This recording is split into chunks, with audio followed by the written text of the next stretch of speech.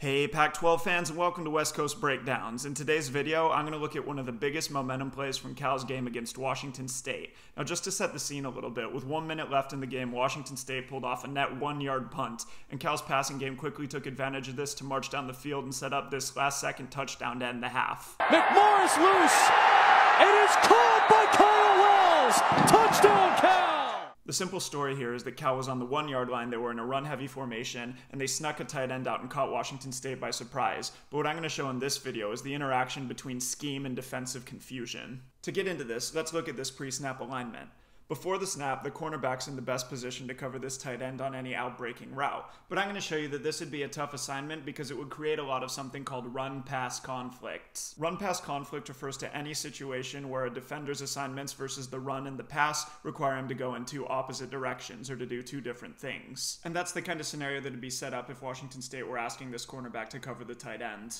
The issue is that Washington State is slanting this defensive end and outside linebacker. The defensive end is going to slant into the A-gap between the left guard and center, and the outside linebacker is going to slant inside of the tight end. And this is going to leave the cornerback as the outside-most defender and is going to make him responsible for contain against the run. This means that he has to stay outside of any blocker that comes his way. And so when this big fullback releases towards him, that cornerback has to step up, meet him, and maintain outside leverage. He's not going to be able to set the edge like this and also run with the tight end behind him. And so this assignment would be a great example of that run-pass conflict that I talked about earlier.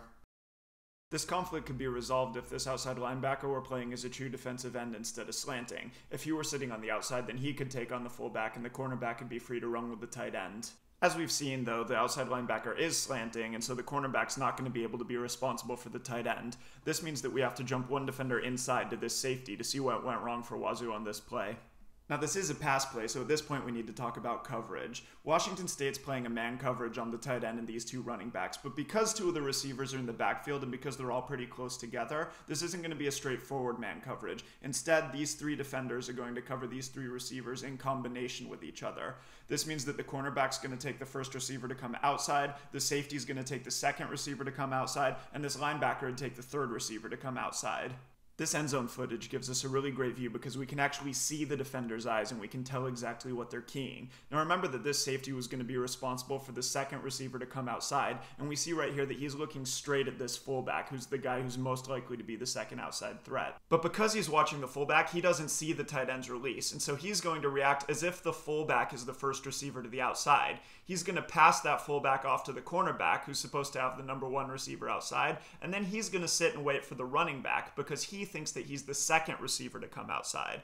The problem is that the tight end was actually the first receiver coming out, the fullback was number 2, and the running back was number 3, and so Washington State ends up with one defender on two receivers on the outside. The safety was right to pass off the fullback, who, as we can see here, is actually crossed with the tight end and become the outside-most receiver. The problem is that the safety would have had to be aware of the vertical stem by the tight end so that he could have picked him up and run with him.